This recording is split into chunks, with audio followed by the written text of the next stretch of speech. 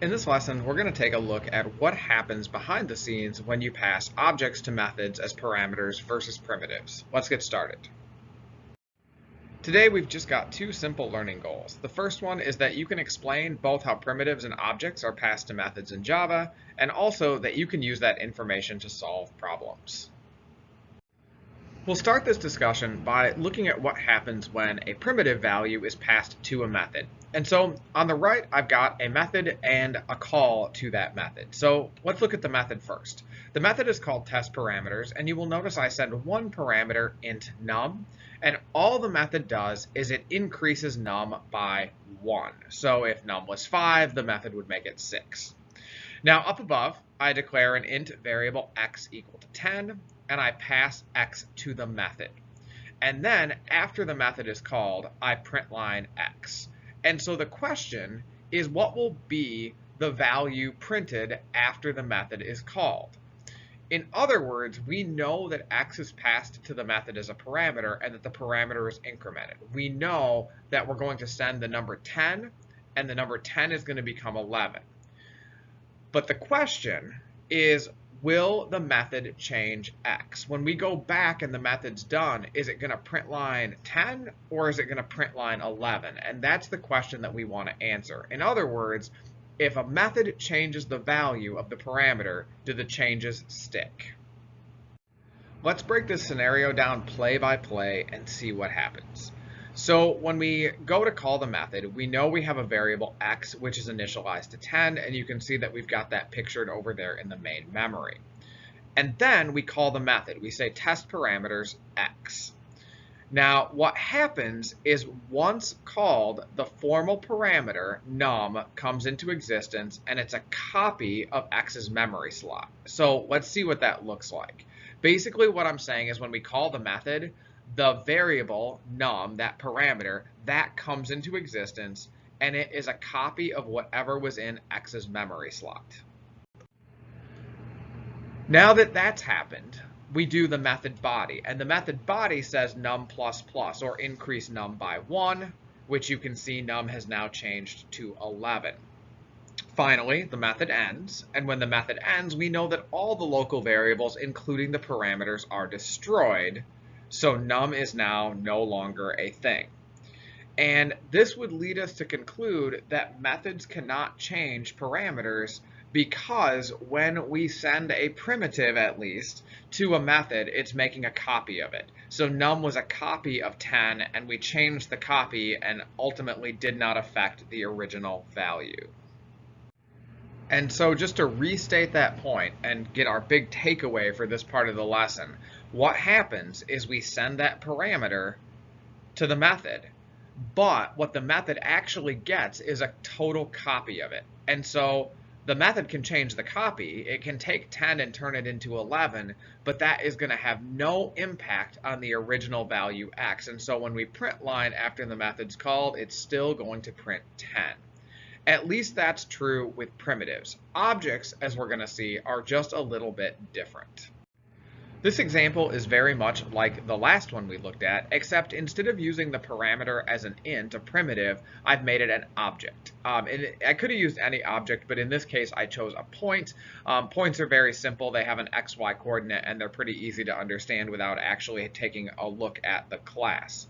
So in the method test parameters, again, you can see the parameter is a point object, and the body of the method attempts to modify the point. It attempts to set the x coordinate to 5 and the y coordinate to 2. Now up above, I have the code that calls the point method. I start out by making a new point p and setting it equal to 0, 0, the origin. I call the method test parameters and send p, wondering if the method is going to be able to modify p or not. And then finally, I print line the value of p. And so the question is, will it print line 0, 0, or will the method have changed the point to 5, 2? Let's go through this example step by step. So initially we have an object p, it's a point, and it's initialized to the point 0, 0. And you can see how that's represented in the computer's memory. Because it's an object, it's a reference, right? The value is not stored directly in the memory slot. So then the next thing is we call the method, and we pass this point object p to the method. And as soon as the method is called, its parameters come into existence. Remember that when a method is called, the variables come into existence, and when the method is done, they're destroyed. So this variable, which was called a, comes into existence, and what it's going to be is it's going to be a copy of the memory slot. Now, when we were working with the primitives, that meant copying the value. 10 got copied when the parameter was created. But in this case, what's in the memory is a reference. So that's what we're going to copy. So watch this. There it is.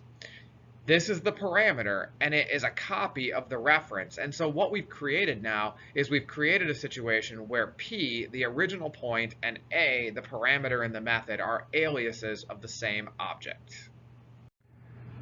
Now looking at what the method actually does, there's only 2 lines of code, and it's going to set the x and y values of A to 5 and 2 respectively. So if we go to A and we follow the reference, we can see that the object we're changing is actually P. And so here's the change. The coordinates have been set. And finally, after this happens, the method ends. So its local variables all get destroyed, including the parameters. So A is no longer a thing. And what we can see is that P has actually been changed in this case.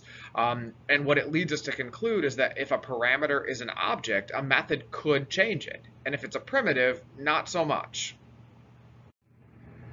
To summarize this discussion, when we pass an object to a parameter, we're making a copy of a reference, and that creates aliases.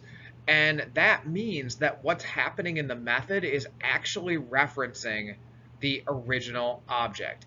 And that means that the method can make changes to the object. Just to make sure all this information is kind of fitting in your box, let's compare and contrast primitives and objects. So when it comes to primitives, we send them to a method, and we actually copy the value of the parameter, which means the formal parameter and actual parameter, the one I send and the one the method receives, are 2 completely separate variables, 2 separate slots of memory, and therefore the method cannot permanently change the parameter. It can change its copy of it, but it can't change the original.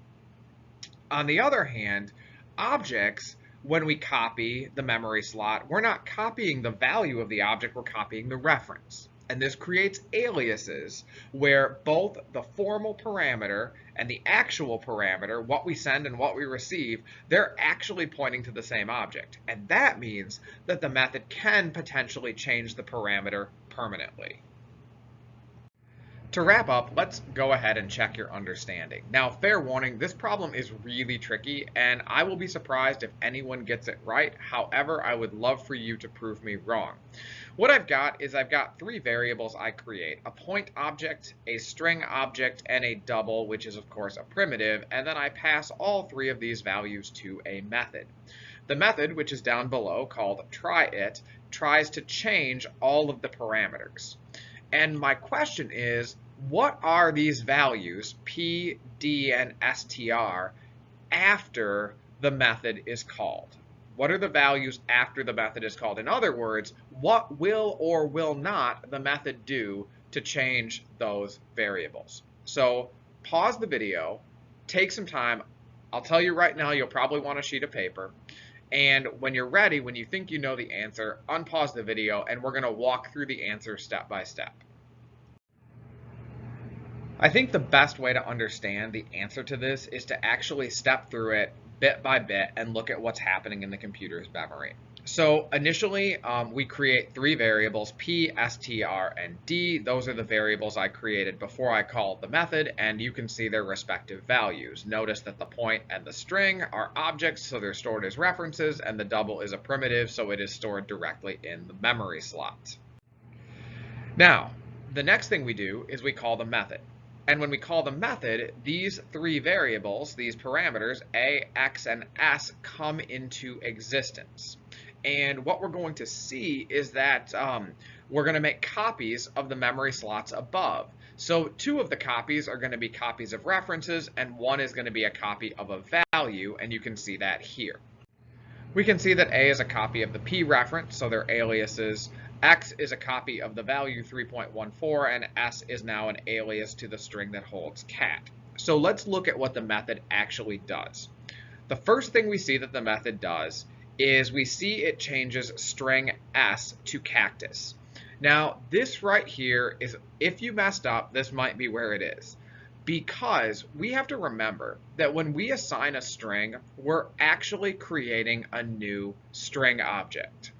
So when I say S equals cactus, that's the same as saying S equals new string cactus. And so what I don't want you to miss here is that I'm about to create a new object. Look what happens.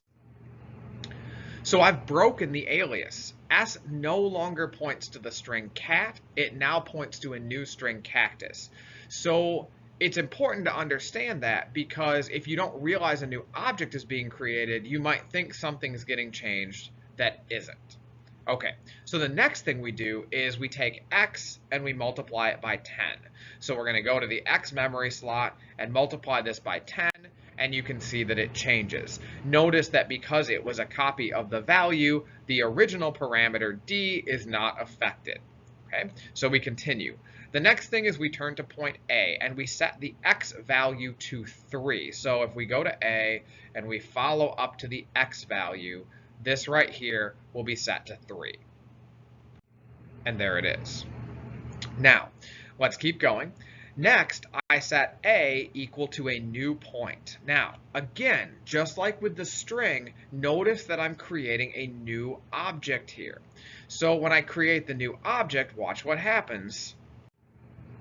Look, it creates a new object and it breaks the alias. So now A is not referencing P anymore, and we have this new point here. And then finally, the method sets A's Y value, so it's going to go to A and set the Y value, as you can see, to 7. And then at this point, the method concludes, all the variables are destroyed, and we can see our final values of P, str, and D. And so what you see there is you see the final answers. Now, there were a couple of things in there that we put that were tricky, and that's okay. I really wanted this example to show you those situations, particularly the situation with S and with A, where we make a new object, and if we're not careful, we might not realize that those aliases are getting broken and assigned to new values. Now that you've watched this lesson, you should be able to explain how both primitives and objects are passed to methods in Java. And you should also be able to have some idea of how to solve problems involving the passing of parameters to methods. But I'll tell you, this is a challenging concept, and so it may be worth going through the previous example a couple of times just to make sure it's clear in your head. And of course, as always, ask questions if you have them.